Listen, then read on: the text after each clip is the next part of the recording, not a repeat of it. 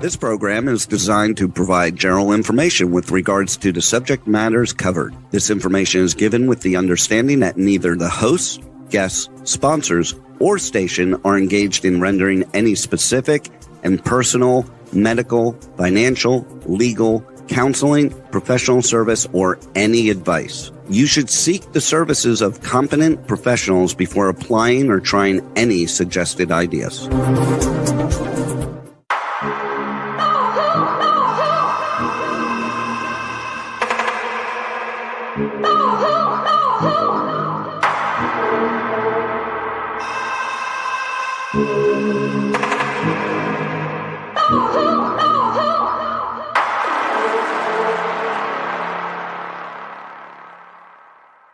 Good morning, true seekers and true crime junkies. Welcome back to another episode of Hit the Road Jack, Finding the Zodiac.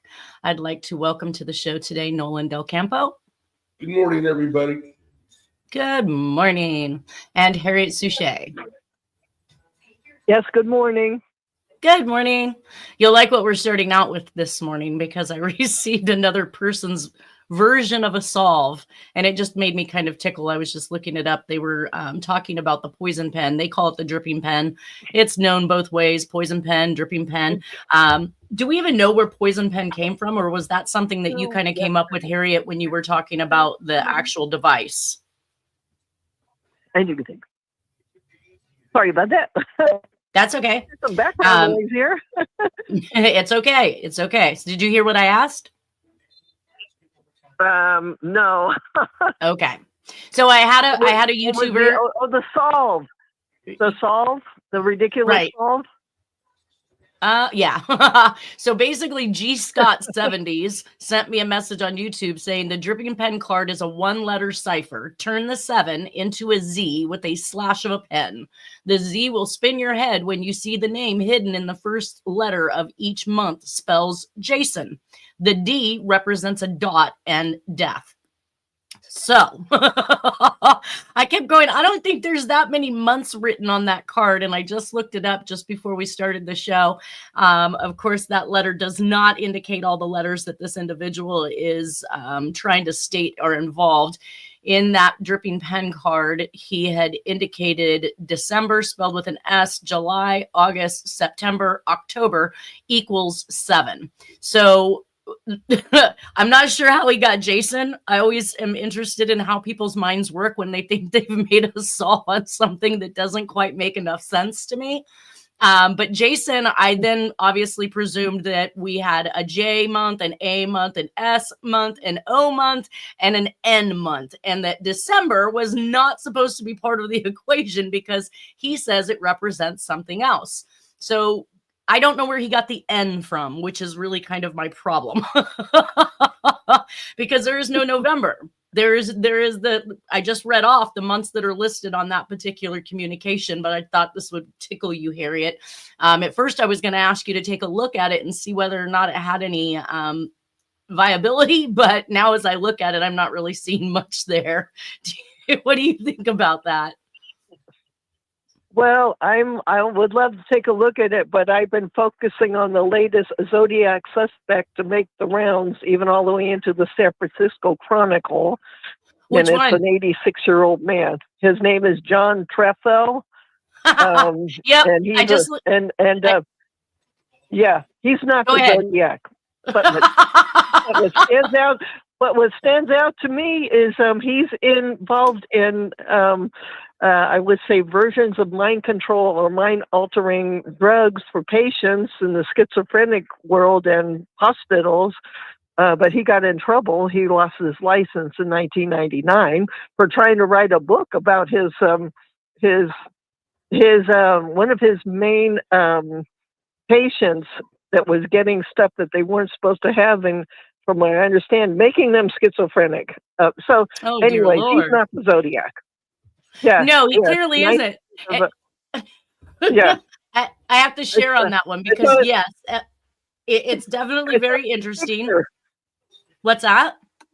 No, I saw his picture, and the picture that they're trying to post and compare it with when he has black hair and a widow's peak is, I believe, 1972-ish.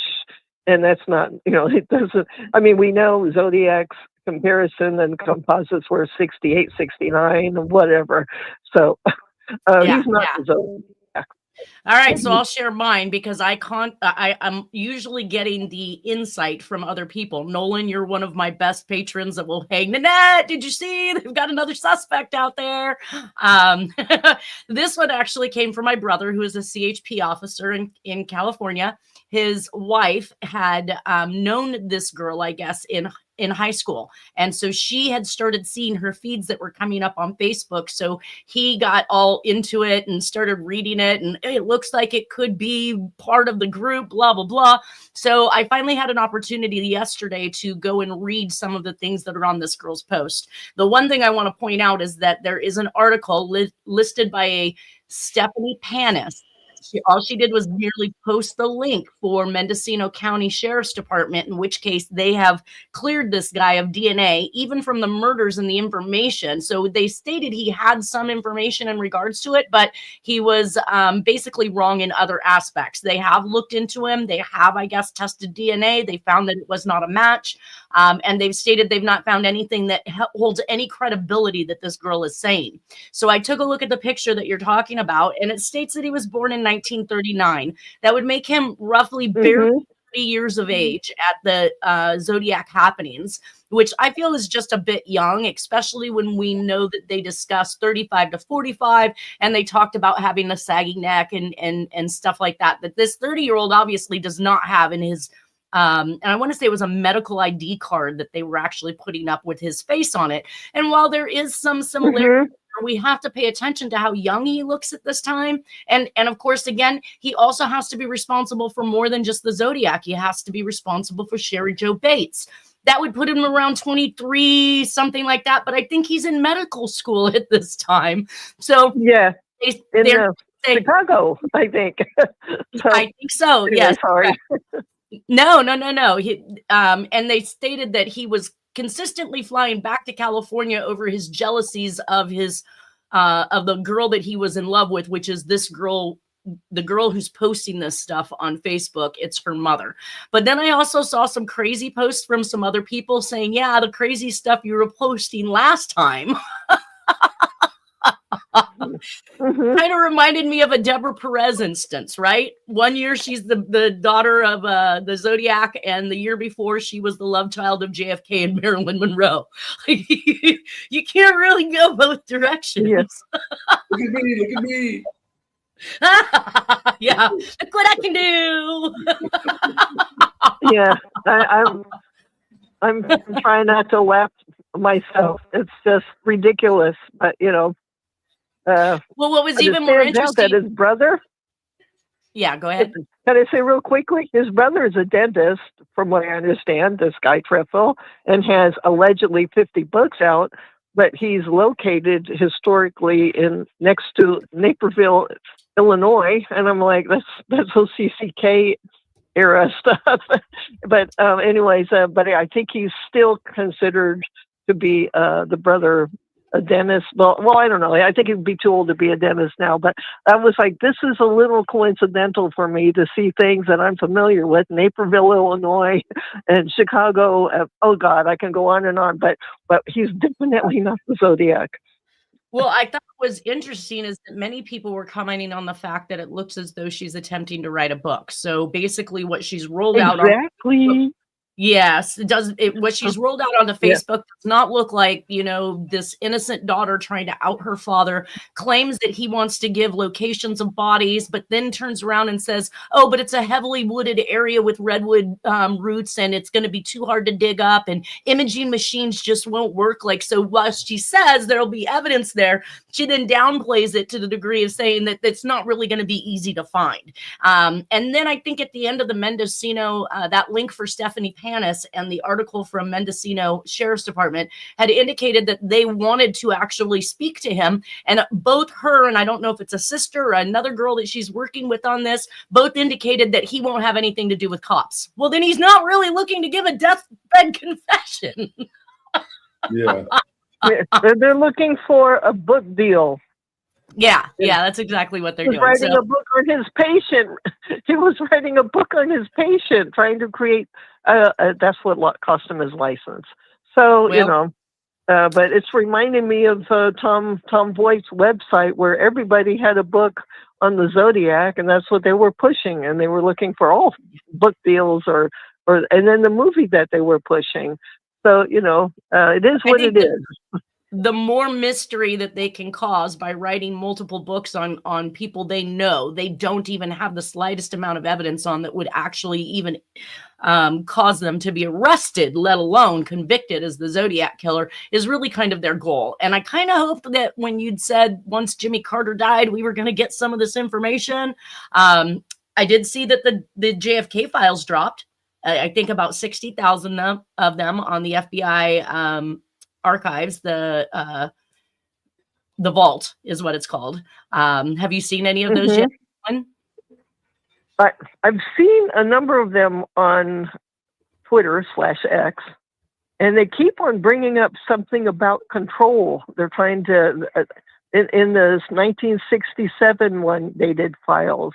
And I'm like, isn't this like mind control? They're trying to control this. They're trying to control that.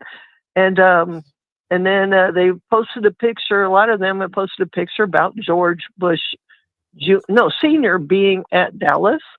He was. I've seen the picture. Him and Clinton, both young kids. But both of them there. But well, senior too. But my point is, we know that because I've done dozens of them by now, saying that George Bush Jr. And Sr. were both involved with MK Ultra. They might not recall. There's a story from Roger Stone saying that he's calling BS that George Bush Sr. can't recall being there. And I'm pointing out, using mind control stuff he might not recall. But I'm There's seeing a possibility. So much bringing up about control. Yeah, so, right. that he was a part of something. Okay. Anyways, amazing. I don't want to step back into the JFK era, but have you seen anything, or have you seen any of the documents, Nolan? I have not yet. I've been too busy. Yeah, that's kind of the way I feel. I know it is. Actually, I will. I would have thought you'd have deep dived. Problem is that reading it isn't the easiest thing to do because it's bound to be heavily redacted. So, of course, you have to put the pieces together, have the time to do that. And it's almost as if you have to sit there and go through everything that you can go through at one time, which is very exhausting. I don't want to climb down that road. It's not as important to me to know who and how many people were involved, just that America understands it was not a single bullet theory by Oswald, that we've been lied to this entire time. They act as though they're trying to be our friends. They want to put this information out. They say it's in the claim of transparency. But the problem is if we're not going to get the full story, if they don't want to just come out and say, look, this is exactly how many shots were fired. Look, this is how many people we believe that were involved, without us as Americans trying to take the time to read 60,000 documents, then are they really being transparent? Because a lot of people don't have the time to do that type of research or to deep dive into those documents. And in the B, I think it was yesterday, maybe it was today, the story about the release of the Kennedy documents, it still maintained the theory that Oswald was the lone assassin, even with these. And that doesn't make sense because the Australian media and other media throughout the world have already come out and said that there was more than one shooter. 100%. And that Oswald probably didn't even pull a trigger. I didn't catch the gal's name that was doing the press. Crazy. I didn't catch the name of the gal that was doing the press release for the release of these documents on Trump's behalf, but she indicated she had just barely started in the reading of it, and it's already apparent there was at least two shooters. At least. So why are they still trying to feed? Go ahead, Harriet. Yeah. Right. No, I'm saying it is more than one shooter, and there are people that are still alive that are connected. So that could be why they're like, let's put the brakes on, because this person is possibly connected somehow, and they're still around. Well, and that's why that's why Trump said when he wanted to release it. I think it's going to be indicted. The what? Say that again, Nolan. I think if these people are still around, I don't think it should matter. I think if they're culpable, then they should be held responsible. 100%. That's truth and Exactly. transparency. There's no statute of limitations on murder, period. Like, do your Yeah, time. To me, buddy. that's You a li- terrible reason not to release information. Exactly. And quite frankly, these individuals have lived a better part of their lives free, doing whatever it is that they wanted to do after committing this murder. And what? That shows America that only if you're at a lower level of society would you be held responsible and accountable for murdering somebody. It's just, yeah, it's too much. I'm not going to climb back into those documents because, again, all that matters to me is that we know that the Zodiac wrote a letter in regards to it. And what that tells me is that he was in the know. He knew people that knew what was going on, and he attempted to out that information on Jack Ruby, or Rubenstein, as his real name is called. I did actually see, though, that Belli, I was under the impression Belli was Jack Ruby's attorney. Was he one of them? Because I also yes, there was a Texas guy one of first, but I okay, think that's like three attorneys. But Belli became the main one. okay, because I did see them list in Lindsay McBrayer's information listed a different attorney for him, and I went, wait a minute, have I had this wrong this whole time and telling the public the wrong thing?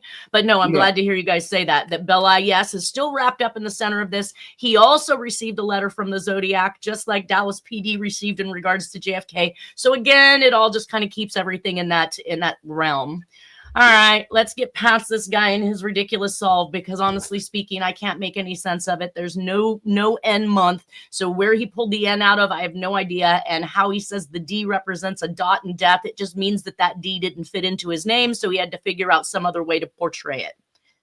Bye-bye. One quick point about Ruby and the Ruby trial and his incarceration and whatnot. Dorothy Kilgallen, the famous journalist, was the only one that ever interviewed Ruby during this time period.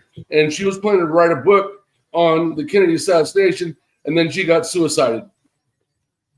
Who did? Dorothy Kilgallen. Kilgallen. I think I remember you talking about that. Yeah. You mean self-homicided. Yes. Yeah. Which brings us to... She's a woman who knew too much. Yeah, exactly. And unfortunately, she got put 6 feet under. Aww. Well, that brings us back, and I thought we were going to actually have Lindsay McBrayer here today, because the last document that we started to talk about last week was in regards to research she was doing when she was looking up the Wetterling abduction, and I'm not sure if he was killed or not. Do you remember Wetterling? It was a child. Yeah. Period. Did you have anything that came out about him? Well, for Jacob Wetterling, as an adult, that's where it really caught my attention about true crime, because of how they were sensationalizing his abduction. I honestly can't exactly remember the date, but I just thought it was amazing how they were, asking the public's help. Please call this number, blah, blah, blah. I think it was before the internet. So, Jacob Wetterling stands up a lot, and he's in the Minnesota area, if I remember correctly. So is he still alive, or? I'd love to. I think he was. I think he was found deceased. I'm trying to remember. Did they arrest somebody? But he was, I think, one of the first sensationalized modern kidnappings of children, and it's like it's almost as weird, almost as horrible as it sounds. It became like a blueprint how to sensationalize these stories of kids missing, and then eventually, of course, do a lot of TV shows, radio shows, newspapers, and this was a real person that got kidnapped, and a real person that did it. Well, this particular document is where she claims in the research and files on this particular abduction, and I think it is an unsolved murder. She found this particular document that lists basically a diagram of those that are involved in the underground trafficking of children.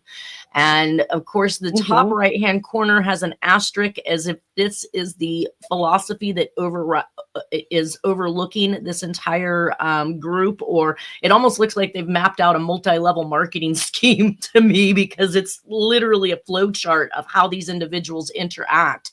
And it says with an asterisk, Dorian philosophy. So Dorian philosophy, for those who do not know, were one of the 4 major ethnic groups in which the Hellenes of classical Greece divided themselves. They were almost always referred to as just the Dorians, as they are called in the earliest literary mention of them in the Odyssey, where they already can be found inhabiting the island of Crete.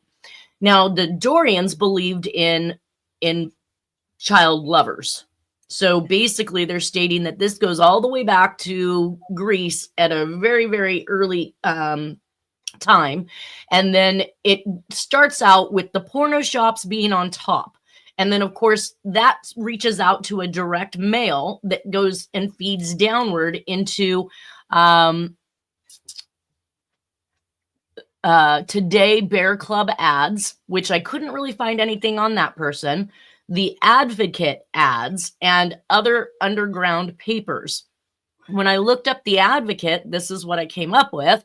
It says the Advocate is an American LGBTQ magazine printed bi-monthly and available by subscription. The Advocate brand also includes a website. Both magazines and websites have an editorial focus on news, politics, opinion, and arts and entertainment of interests to the lesbian, gay men, bisexuals, transgender, and queer people. The magazine, established in 1967, is the oldest and largest LGBTQ publication in the United States, and the only surviving one of its kind that was found before the 1969 Stonewall riots in Manhattan, an uprising that was a major milestone in the LGBTQ rights movement. On June 9th, 2022, Pride Media was acquired by Equal Entertainment, LLC. So when I looked up to see where because when we get into these individuals that are happening in here, a majority of all of this is happening right here in California. So it does show that this is based, the Advocate is based in Los Angeles, California. We see a nice picture here of Hillary Clinton, the Advocate interview. And of course, we know how the Democrats seem to perpetuate or want to push rights, which I think we should all have rights. It shouldn't be a Republican versus Democrat. We are all people on this earth, and we are all allowed to live our lives exactly the way we want to without any restrictions or stifling from anybody else. But I did find it interesting that they actually list her interview and her face on the cover of the magazine that's found on the Wikipedia site.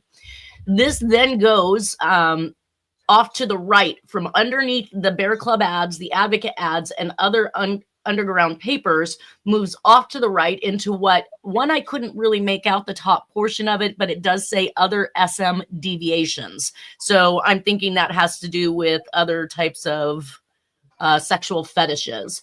Then off to the right, it extends out to what they said was the adult and adult homosexuality. So there must be two sides here, both adults that do not claim the homosexual side, and then the adult homosexuality, which then feeds into the pedophilia gay community. So this is moving outward, and then we're going to see this all drop down into some very interesting stuff. What I wanted to mention as I came up on it, and I'm not sure, let's see.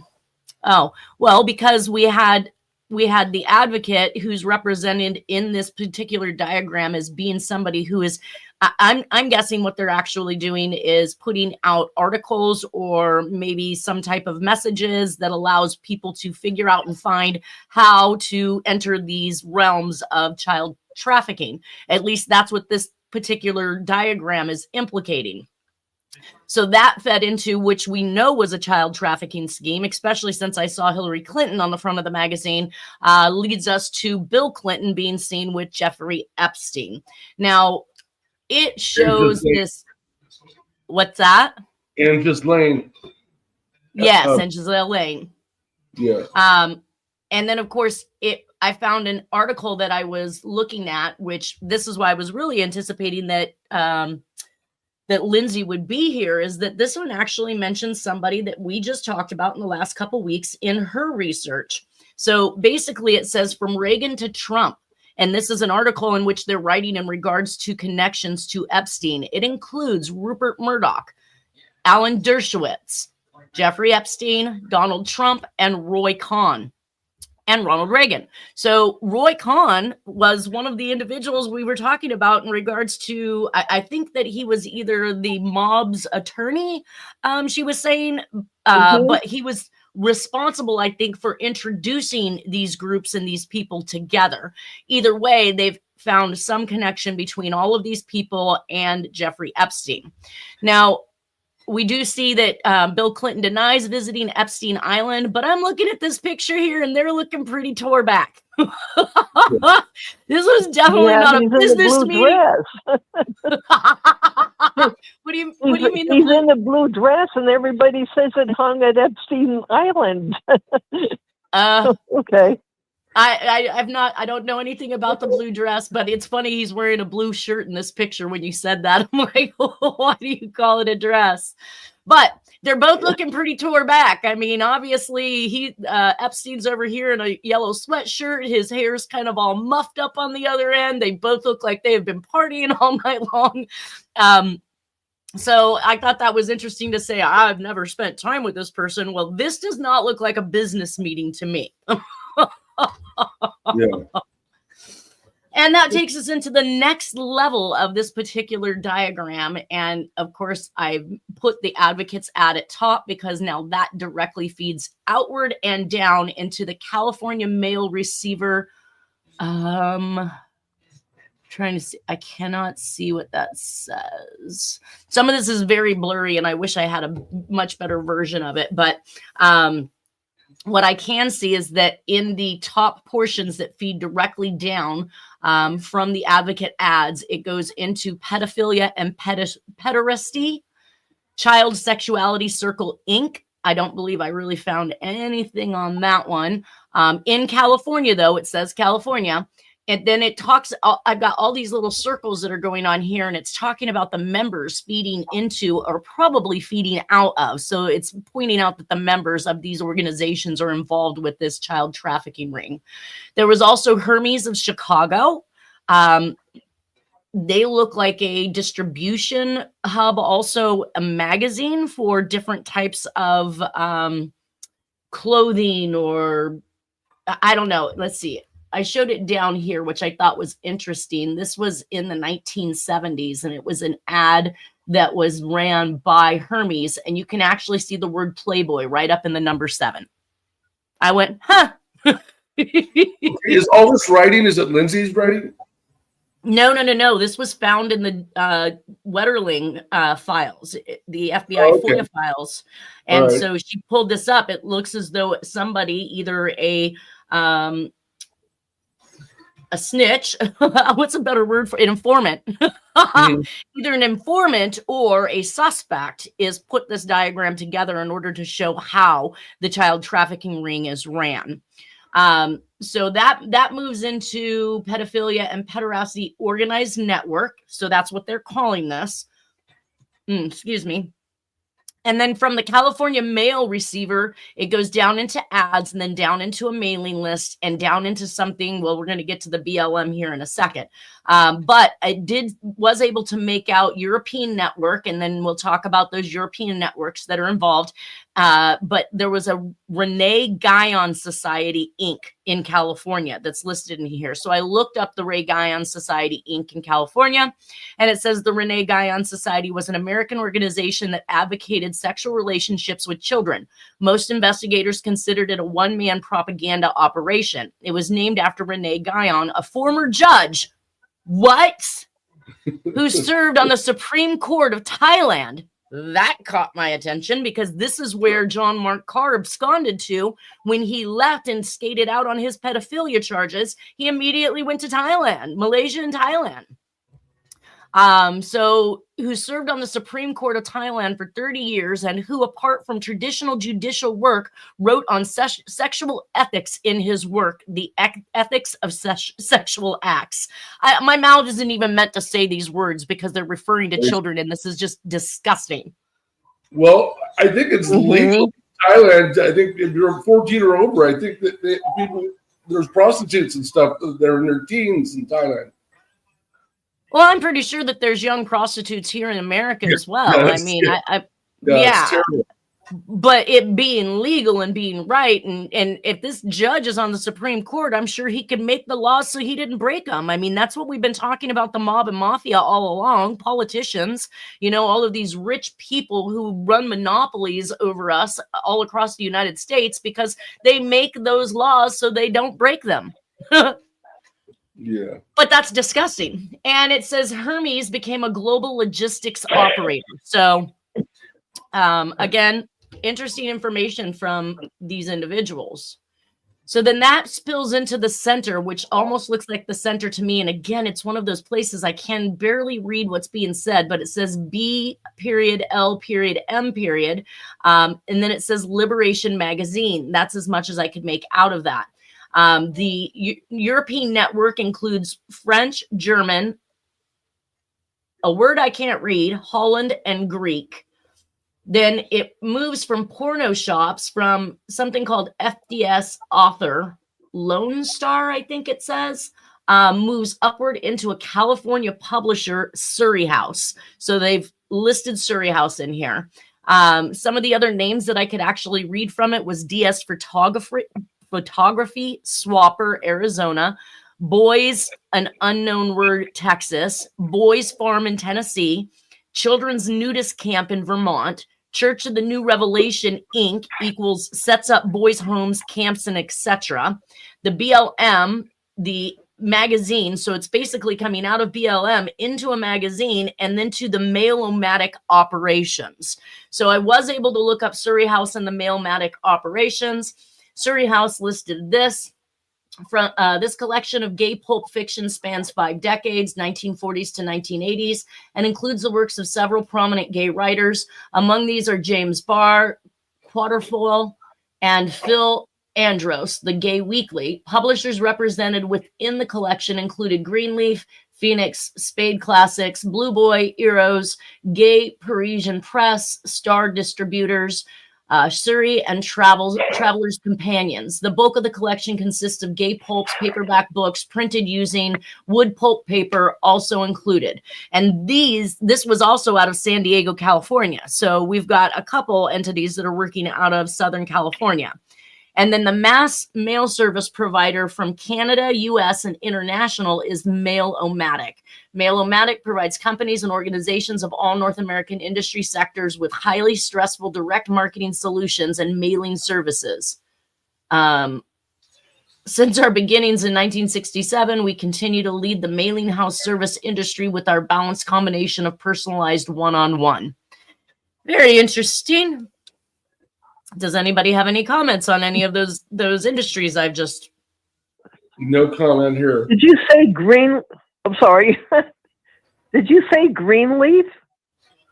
I think I did. Hold on. Yes. Yeah. Within the collection include Greenleaf? I think that's the hospital that is sections of a whole bunch of hospitals by Greenleaf something that has to do with Dan Page, who was running a whole bunch of psychiatric hospitals. That has to do with the 1988 McDonald's Zodiac communications. And this guy, Dan Page, was into programming and deprogramming people, but ran a whole bunch of hospitals, basically in the South. But that's what I'm finding interesting, the name Greenleaf. Is there a connection there somewhere, I feel like I've heard of Greenleaf as well. I don't know if I could attribute it to anything. How about you, Nolan? No familiarity. Yeah. All right, that takes us into the next level, which is basically the downward movement of these communications, or should I say ads, want ads or solicitations for child trafficking. Again, some of the names that I could pull out of here was ministers, it should have said ministers, licenses, legal assistants, alt incarcerators, Walnut Creek home, Europe services, the Reverend Grossman youth something or other, clients, 8mm motion picture distributors from San Francisco, DK Photography in Washington, LK Pontiac, JT Detroit is the boyfriend of somebody I can't make out, just says PM, Wayne State, Big Brothers Ann, and Cranbrook Institute. So that does fall back in line with hospitals, as you were indicating. And we know that psychiatric hospitals were definitely being used through the MK Ultra program, as well as prisons, universities. So I wasn't shocked to see Wayne State in there. But let's give you a little bit of information. Wayne State University is in, where did we find it? This is Detroit, Michigan. Which we know OCCK. My God, OCCK. Yeah. Cranbrook Institute of Science is also in Michigan. So it seems that this tends to be a more Michigan side, because Wayne State and Cranbrook Institute are both on the right-hand side of this diagram. And it says that Cranbrook Institute of Science, let's see, celebrating Shamrock Science Day with St. Patrick's Day around the corner. The day is designed to celebrate curiosity, discovery, and includes, I guess I didn't really pull much up other than I was able to identify Cranbrook Institute and its location, which would happen to be in Michigan. Really disgusting that we've got a reverend. I want to say that it says, it almost looks like it starts DYG something, but I can make out Grossman, and it says youth, and then there's another word underneath it again that I can't make out, but being responsible for setting up homes and camps and other things as well for young boys. Just disgusting. When I get into the last level of this particular one, I'm interested in seeing that it actually says, where did I find that one in here? Oh, right here in the dead center of the bottom right-hand corner. And it reaches out to about, let's see, 10 other individuals or institutions. But in the center of that, it says Charlevoix. You can make out Charlevoix like nobody's business all day long. Now, we understand that we've got everything in Charlevoix, which is really kind of the John Benet Ramsey's home. We've got the nuclear power plant picture of Jack Terrence while he's in Michigan. So again, this puts things back into Michigan, revolving around much of the same things. I want to say that the Ocean Institute Inc. is listed on here, though there's another word in there, so I wasn't able to look that one up. Rocky Mountain, North Carolina, Smith was the operator of this place. Better Life Monthly is out of Beverly Hills, California. Barry Wright is a known alias, but it doesn't say for who. FES uses a PO box, maybe a forwarding service out of San Francisco. So again, now this person is trying to indicate how they're continuing to move this type of information, but they've listed San Francisco again. And then it says over in parentheses on the bottom of this. So he must have continued on with this particular cycle of how this information is being fed or solicited to individuals and members of these organizations on the other side of this. But I do not have the over or the other side to be able to determine what that said.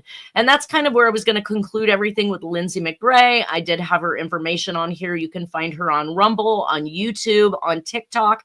Her name is Real Truth, Real Justice. So if you want to look her up on YouTube or TikTok, it is at Real Truth, Real Justice. And on rumble.com, it is just Real Truth, Real Justice. So thank you, Lindsay McBrayer, for bringing all of this to light. I think this was a very interesting segue in light of Adam Walsh's passing and the involvement of John Walsh with the individuals that we see that are being now named inside of much of the child trafficking stuff, including with Epstein. Mm-hmm. Can I take a deep breath? You mentioned MK Ultra. That reminds me, I just finished my book on the Symbionese Liberation Army and Donald Freeze. and mind control and Patty Hearst and all that. Well, the biggest revelation I found in that book too, that the SLA may have been a CIA MK Ultra project to discredit the left-wing movement, the progressive movement in the United States, especially in Northern California. But also, it alleges Patty Hearst had conjugal visits with Donald DeFreeze when he was in Vacaville and when he was at Soledad. So they had a prior relationship before the kidnapping. What? Crazy, yeah. Wild.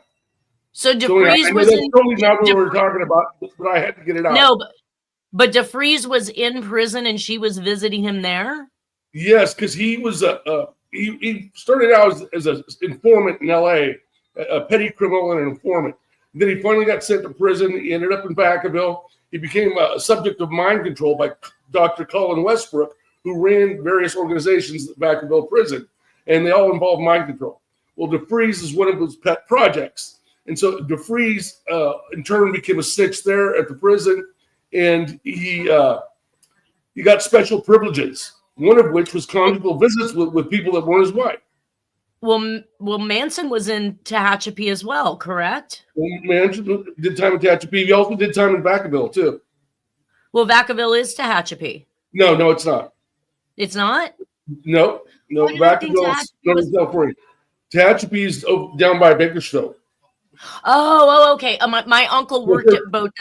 My uncle worked at both locations as as a correctional officer, ultimately making lieutenant, acting captain during his stays at different prisons. But he was actively stationed at Vacaville while Manson was there, and he was his warden, basically, if you will. He was the one that spent most of the time with and watching over Manson. Why would Manson be given an individual officer to watch over him? That kind of always boggled me. Yeah, and we're thinking about that too. I used to do parole hearings for people that had committed life crimes, and one of the places I would go was Vacaville. And so eventually, if I kept doing it, eventually I was going to represent Manson at one of his parole hearings. But I ended up, they were just too heavy duty to do. And I felt they were unsafe too, because they leave you in a room with someone that's committed or attempted murder, committed a various life crime. And the cops didn't care about me. The guards did not care about me one bit. Right. Nope, you go in, you are bait. They treated me like a criminal. I was just a lawyer. Right. Well, that's because they didn't like them, and anybody probably associating with them, they were going to make up their minds they didn't like that either. Yeah, they just didn't like my whole role. That's an advocate. Very high school stuff. Yeah. I see that Lindsay has just joined us now at this point.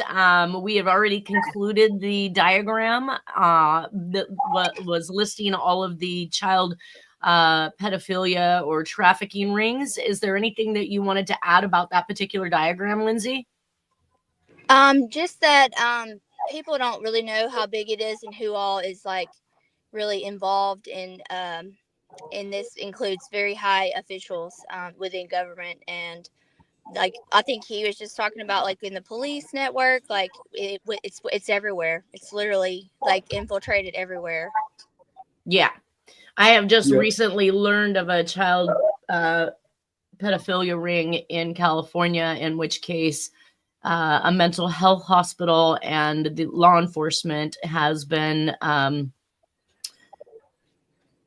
stated to be involved. So basically the concern is that the children are being brought in by law enforcement, housed at the mental health facility, and then moved to these particular parties where they are then being sexually trafficked by the individuals involved. So I will add something to that. That's the same way that they traffic children from CPS as well. I wouldn't doubt it. That's the easiest way to get them. Right?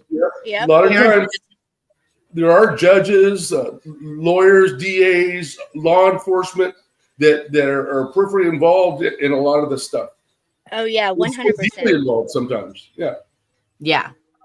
Well, they're the ones that have the authority to take the children, so it's easy. Exactly, and travel with them without being questioned. Yeah. If the average person tries to kidnap a kid, try to drive them across the state line. I'm sure they're screaming out a window somewhere like, somebody save me. In the back of a police car, they're probably scared to death.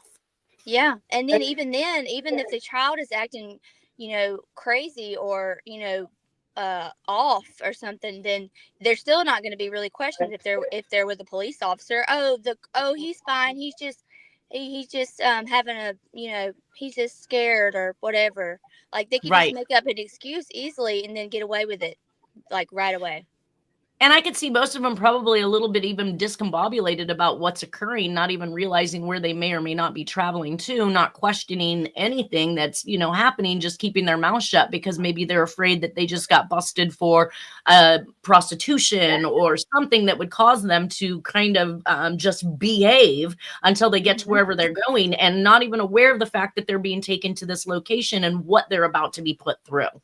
Yeah. Either way, disgusting. I do know that particular cell has been reported to the FBI. I hope that they are not involved in any way and that they're going to actively investigate and bust these people, because again, this is just a disgusting display of adult abuse. Yeah. Well, I think that the FBI in the past was involved in it, but as we can see now, we have different people within that field now. So I think that they would take charge of it.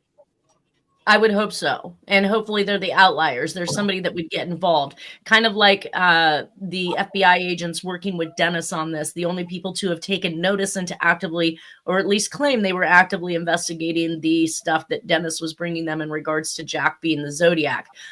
There are good people out there. I know that Mitzi Roberts out of the LAPD, she desperately wanted to investigate the information we provided her, and she was stifled and shut down.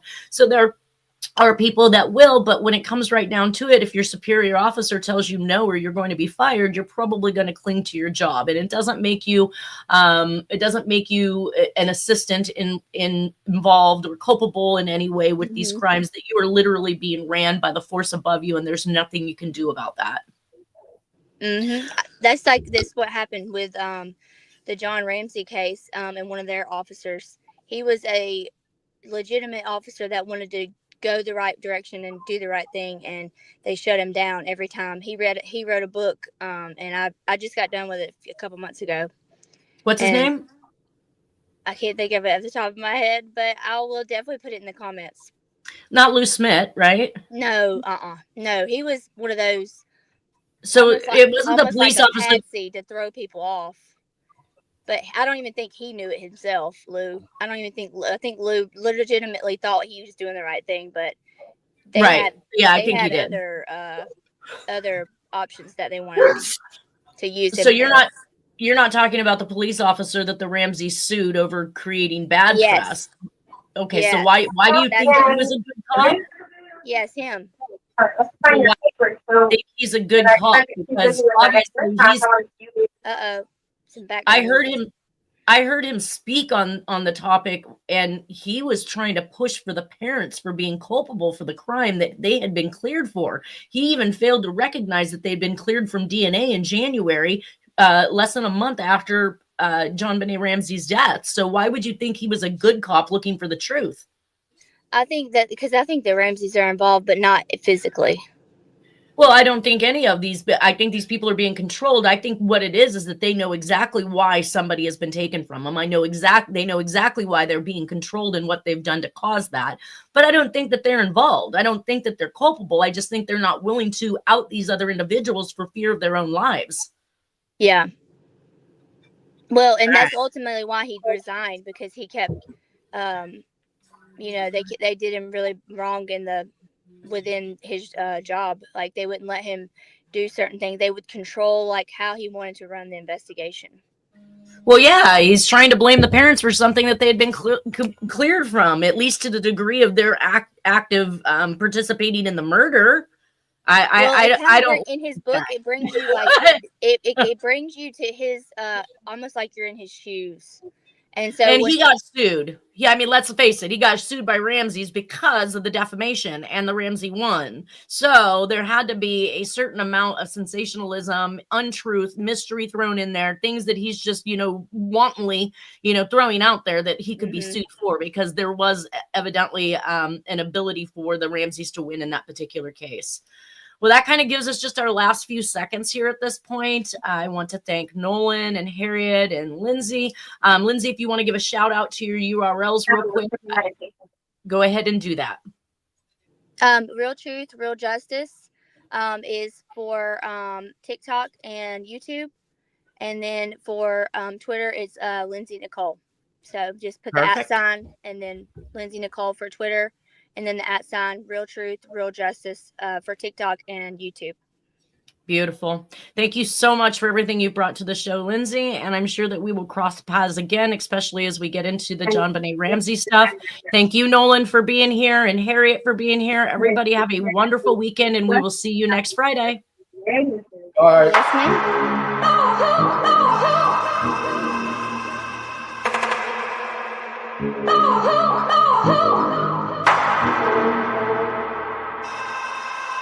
Oh,